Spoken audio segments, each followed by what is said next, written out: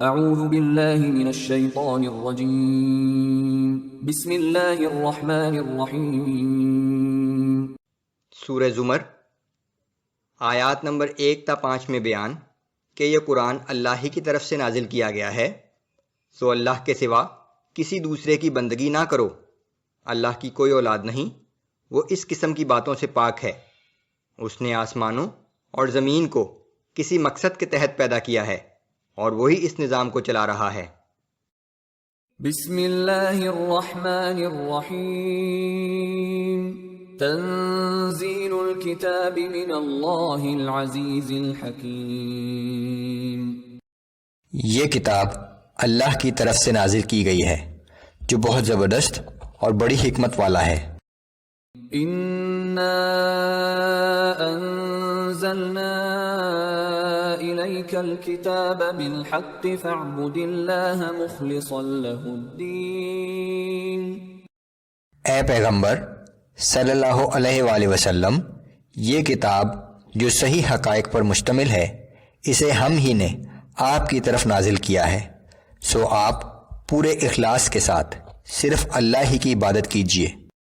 أَلَا لِلَّهِ الدِّينُ الْخَالِصُ وَالَّذِينَ اتَّخَذُوا مِن دُونِهِ أَوْلِيَاءَ مَا نَعْبُدُهُمْ إِلَّا لِيُقَرِّبُونَا إِلَى اللَّهِ زُلْفَىٰ۔ یاد رکھو، اطاعت و بندگی صرف اللہ ہی کا حق ہے، اور ان مشرکین نے اللہ کے سوا دوسرے شرکا بنا رکھے ہیں، اور کہتے ہیں کہ ہم تو ان کی پرستش صرف اس لیے کرتے ہیں کہ یہ ہم کو اللہ کا مقرب بنا دیں گے۔ ان اللہ یحکم بینہم فیما ہم فیہ یختلفون۔ یقیناً مشرکین اور اہل ایمان جن باتوں پر اختلاف کر رہے ہیں، اللہ قیامت کے روز ان کا فیصلہ فرما دے گا۔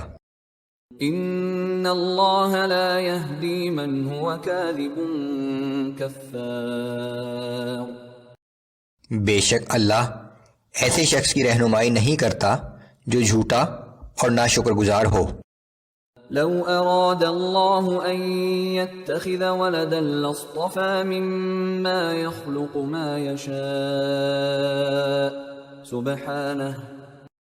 اگر اللہ کسی کو اپنی اولاد بنانے کا ارادہ کرتا تو اپنی مخلوق میں سے جسے چاہتا منتخب کر لیتا، لیکن وہ تو اس قسم کی ہر بات سے منزہ و پاک ہے۔ هو اللہ الواحد القہار۔ وہ اللہ جو یکتا ہے اور سب پر غالب ہے۔ خلق السماوات والارض بالحق۔ اس نے آسمانوں اور زمین کو خاص حکمت اور مصلحت کے تحت پیدا کیا ہے۔ يكور الليل على النهار ويكور النهار على الليل وسخر الشمس والقمر كل يجري لأجل مسمى۔ وہ رات کو دن پر لپیٹ دیتا ہے اور دن کو رات پر لپیٹ دیتا ہے، اور اسی نے سورج اور چاند کو کام پر لگا رکھا ہے، یہ سب کے سب ایک وقت مقررہ تک چلتے رہیں گے۔